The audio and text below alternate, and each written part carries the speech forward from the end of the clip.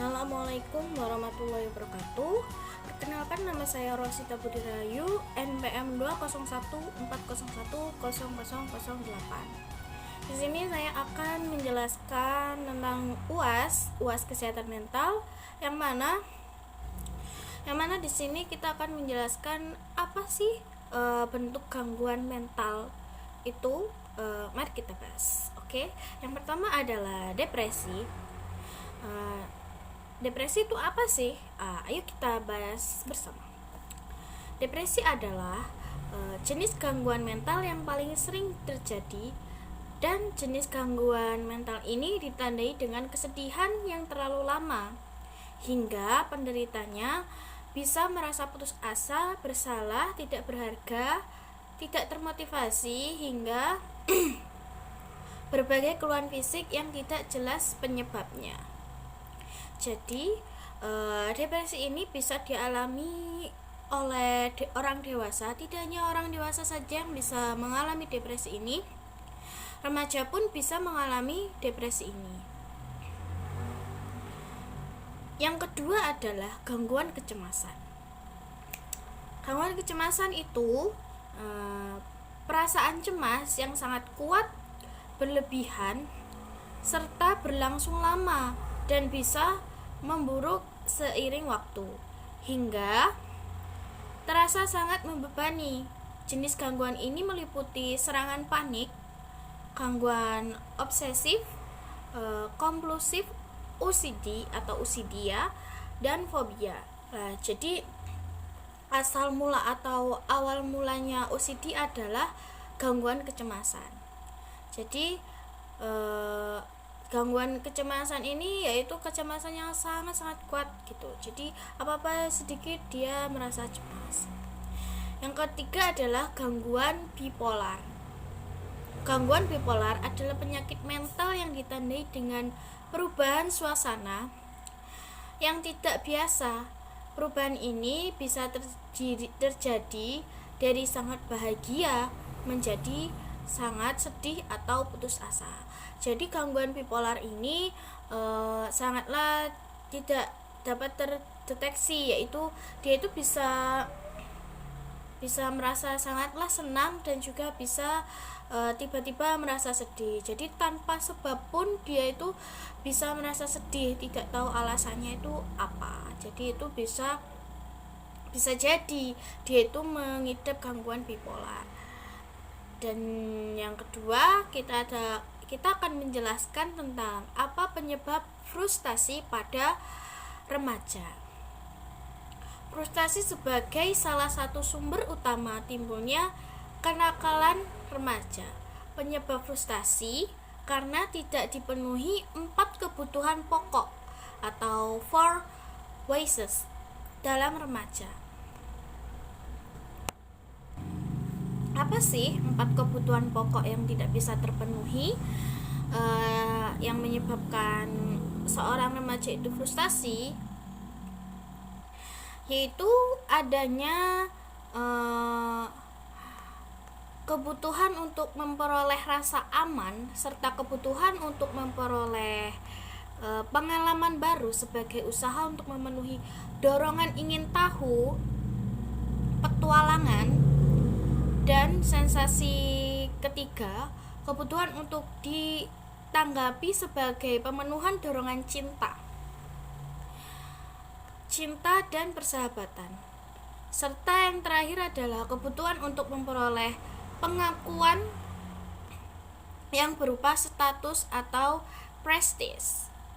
Keempat kebutuhan tersebut apabila tidak terpenuhi secara terus-menerus akan menimbulkan frustasi. Selain itu, diperlakukan secara tidak adil itu juga akan menyebabkan rasa frustasi pada remaja. Jadi remaja adalah masa-masa yang banyak ingin tahu ya. Ketika dia tidak memiliki rasa itu, tidak memiliki rasa keadilan pada dirinya sendiri, dia akan merasakan frustasi, merasakan hal yang tidak sama kepada dirinya dan juga orang lain. Dan rasa frustasi itu akan, jika terus menerus dia merasakan rasa frustasi, dia itu akan menyebabkan kenakalan remaja, yang mana dia itu melampiaskan rasa yang tidak ada, yang tidak dia dapatkan itu dengan rasa nakal, yang mana rasa nakal itu dia sebenarnya ingin mengungkapkan atau meluapkan rasa isi hatinya yang tidak bisa dia ungkapkan selama ini. Dia itu ingin diperhatikan, jadi dia itu mencari perhatian dengan nakalnya dia, seperti itu. Dan kita akan membahas apa sih dampak dari frustasi tersebut untuk para remaja, yaitu adalah dampak pada fisiknya. Yang pertama, dia akan merasa lelah, mengalami kesulitan tidur. Yang ketiga, sakit kepala, makan yang berlebih, nyeri dan sakit pada bagian leher dan bahu, dan yang terakhir adalah sakit perut. Jika remaja mengalami dampak yang seperti ini, dia itu bisa jadi dia itu merasakan rasa frustasi. Yang kedua adalah pada perasaan yang menyebabkan dampak dari perasaan ini adalah perasaan sedih, cemas, dan khawatir, menjadi mudah marah, mudah kehilangan kesabaran, dan yang terakhir adalah sulit konsentrasi saat pelajaran sekolah. Dampak yang remaja dapatkan saat dia frustasi adalah seperti itu. Yang ketiga, kita akan membahas tentang konsep pribadi sehat menurut teori psikodinamik, yaitu menjelaskan individu yang memiliki kepribadian sehat sebagai individu yang memiliki satu, ego strike, yang kedua creative self, yang ketiga mampu melakukan kompensasi bagi perasaan inferiornya.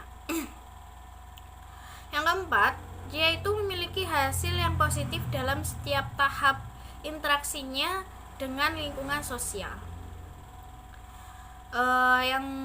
Yang dimaksud ego strike adalah ego dari individu yang berkepribadian sehat memiliki kekuatan mengendalikan dan mengatur id dan superegonya, sehingga ekspresi primitif id berkurang dengan ekspresi yang sesuai dengan situasi yang muncul tanpa adanya referensi dari ego secara berlebihan. Yang kedua adalah creative self, mengungkapkan bahwa individu yang berkepribadian sehat merupakan self yang memiliki kekuatan untuk mengarahkan perilaku, mengembangkan potensi yang dimilikinya. Adler berpendapat bahwa manusia mempunyai kekuatan kreatif untuk mengontrol kehidupan dirinya, bertanggung jawab mengenai tujuan finalnya, menentukan dan memperjuangkan tujuan itu. Dan saya akan memberikan contoh perilaku dalam kehidupan sehari-hari yang mencerminkan kepribadian sehat saya menurut saya sendiri, yaitu yang pertama, mampu bersikap realistis, yang mana saya itu mengerti akan diri saya sendiri dan tidak bersikap egois, tidak berusaha membenarkan diri saya sendiri di depan orang lain, dan mampu bersikap dewasa dalam bertindak. Saya cukup bisa untuk melakukan hal tersebut. Dan contoh yang kedua adalah saya itu selalu menerima keadaan diri saya sendiri. Jika mendapat masalah, lebih ke mencari solusi yang tepat dan membicarakannya kepada orang yang membuat saya merasa tidak nyaman. Jika saya mendapatkan seorang atau teman yang tidak membuat saya tidak nyaman, saya itu akan bilang, saya akan tanya, kenapa kamu seperti ini, dan saya itu bisa melakukan seperti itu. Dan pengembangan pertanyaan kelima saya akan menjawabnya, yaitu katakan hal positif pada diri sendiri. Saya biasanya itu mengatakan hal positif pada diri saya sendiri jika hal ini akan menunjukkan bahwa cara kamu berpikir tentang diri sendiri dapat memiliki efek yang kuat pada diri kita sendiri.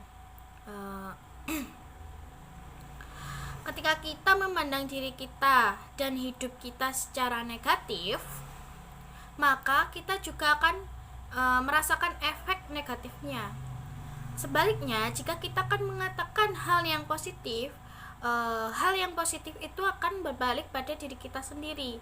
Jadi, yang pertama yang saya lakukan adalah mengatakan hal positif pada diri kita. Jadi, jika saya mengatakan hal yang positif, saya akan merasakan efek yang positif tersebut. Saya tidak akan merasakan hal yang panik atau panik yang berlebihan, cemas yang berlebihan, karena kita mempunyai pikiran yang jernih begitu. Yang kedua adalah olahraga. Mengapa saya melakukan olahraga? Karena tubuh akan melepaskan endorfin yang membantu menyingkirkan stres dan meningkatkan suasana hati kamu sebelum dan sesudah berolahraga. Itulah sebabnya olahraga adalah cara penangkal stres, kecemasan, dan depresi yang ampuh. Jadi olahraga, meskipun kita melakukan olahraga sedikit-sedikit, itu akan mencegah rasa cemas, rasa stres, rasa depresi. Itu olahraga itu bisa menjamin tersebut karena kita mengeluarkan atau melepaskan endorfin pada diri kita. Jadi kita akan merasakan rasa fisik yang segar, sehat fisik dan juga sehat pikiran. Yang ketiga adalah makanlah makanan yang enak. Mengapa? Karena selain memberikan nutrisi yang dibutuhkan, makanan lezat dan sehat juga menyehatkan otak. Karbohidrat dalam jumlah sedang meningkatkan serotonin, bahan kimia yang terbukti memiliki efek menenangkan pada suasana hati. Sementara itu, makanan kaya protein membantu kamu tetap waspada. Jadi, kita saat makan makanan yang enak dan bergizi itu akan meningkatkan rasa waspada kamu gitu. Dan menghilangkan rasa stres, beban pikiran. Yang keempat adalah terbukalah pada seseorang. Yang saya lakukan adalah terbuka pada seseorang. Kita mempunyai masalah, kita mempunyai hal yang negatif yang kita pikirkan, yang belum tentu itu terjadi pada diri kita. Kita itu bisa ungkapkan pada seseorang yang kita percaya. Kenapa? Karena kita mengungkapkan apa isi hati kita itu bisa mengurangi atau menghilangkan beban pada pikiran kita. Meskipun tidak semuanya seseorang tersebut bisa membantu kita, setidaknya kita bisa mengungkapkan apa sih isi hatinya kita begitu. Jadi yang semua itu efektif. Yang paling saya terapkan adalah yang terbuka pada orang lain. Saya orangnya lebih terbuka pada orang lain yang saya percayai. Seperti itu. Baik, sekian yang dapat saya sampaikan, yang saya jelaskan. Bila ada salah kata, saya mohon maaf yang sebesar-besarnya. Wassalamualaikum warahmatullahi wabarakatuh.